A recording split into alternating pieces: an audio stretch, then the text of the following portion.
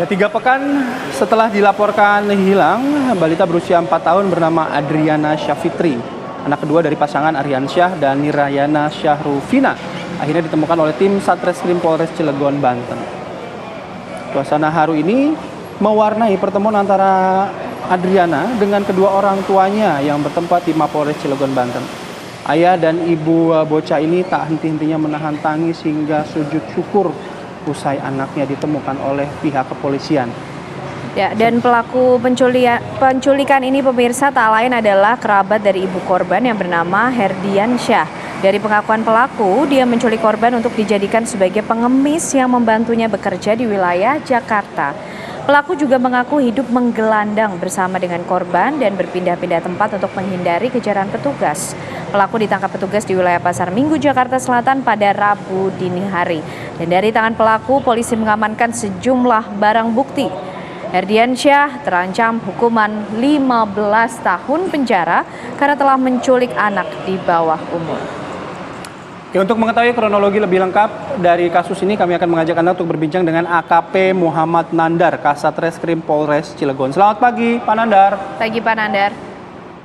Selamat pagi. Ya, Pak Nandar, boleh di-share, diceritakan pada kami bagaimana akhirnya si pelaku ini tertangkap dan apakah satu-satunya motif yang dilakukan oleh pelaku itu agar mengajak si korban ini untuk mengemis, Pak? Ya, baik. Perlu kami informasikan bahwa peristiwa penculikan ini terjadi pada tanggal 2 Januari 2023. Ya, pada saat itu korban yang berumur 3 tahun 7 bulan dibawa pergi oleh pelaku. Ya, sampai dengan tadi kemarin dini hari tanggal 25 Januari sekira pukul 02.00 tim gabungan berhasil menemukan korban dan melakukan penangkapan terhadap pelaku di daerah Pasar Minggu.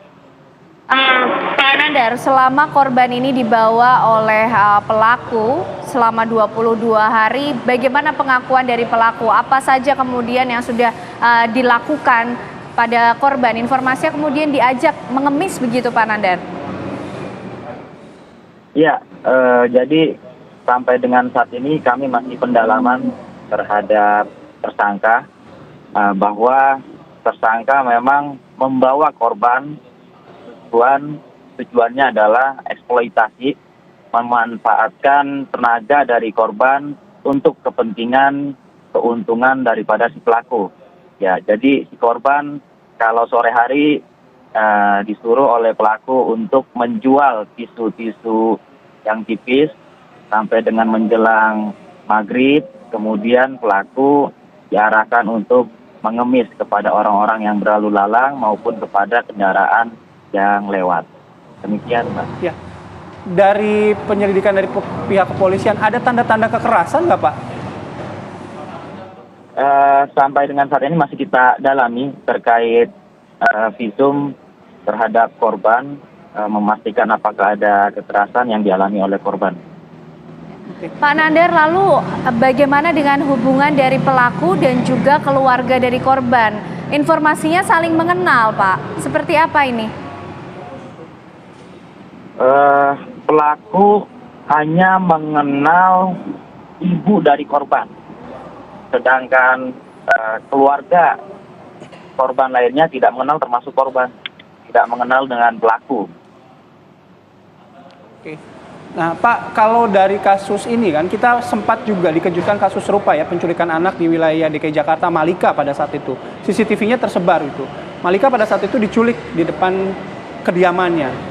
Nah, kalau si korban ini yang berusia 4 tahun ini diculiknya di mana dan apa yang diiming-imingi atau dijanjikan sehingga si korban pada saat itu mengikuti perintahnya pelaku?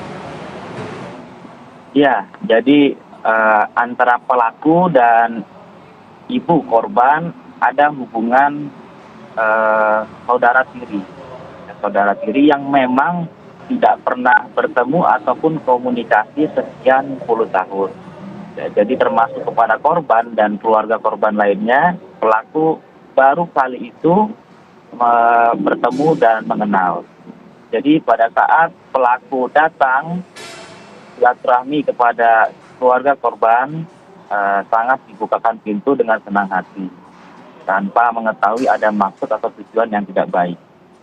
Saat pelaku datang, kemudian meminta izin kepada orang tua korban untuk membawa anak-anaknya, si korban dan si kakak korban yang berumur 7 tahun untuk membelikan es krim di depan sebuah mal di wilayah Cilegon.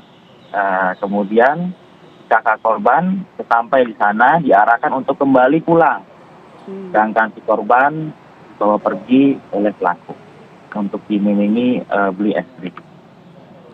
Ancaman hukuman Pak untuk pelaku?